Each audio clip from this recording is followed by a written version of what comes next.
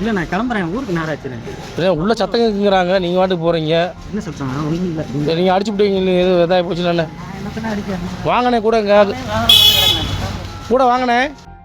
மனைவியை கத்தியால் குத்தி கொலை செய்துவிட்டு மறுநொடியே கட்டை பையுடன் ஊருக்கு கிளம்பிய கணவரின் செயல் பரபரப்பை ஏற்படுத்தியுள்ளது.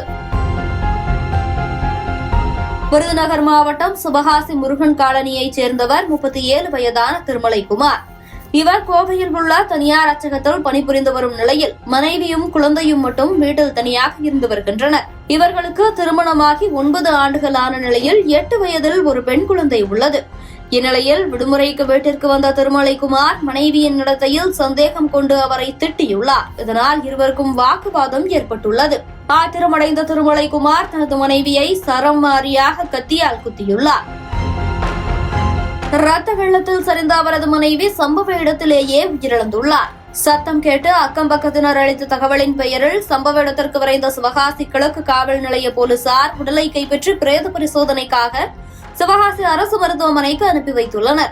மனைவியை கொலை செய்துவிட்டு திருமலைக்குமார் கைப்பையுடன் வெளியே சென்றுள்ளார். அவரை பார்த்த சிலர், என்ன விஷயம், எதற்காக செல்கிறீர்கள், மனைவி எதற்காக சத்தமிட்டார் என கேட்டதற்கு ஒன்றுமில்லை என தலையசைத்தபடி அவர் வெளியே செல்லும் வீடியோ காட்சிகள் சமூக வலைதளங்களில் வெளியாகியுள்ளது. கொலை சம்பவம் குறித்து காவல்துறையினர் வழக்கு பதிவு செய்து மனைவியை கொலை செய்துவிட்டு தப்பியோடிய திருமலைக்குமாரை தீவிரமாக தேடி வருகின்றனர்.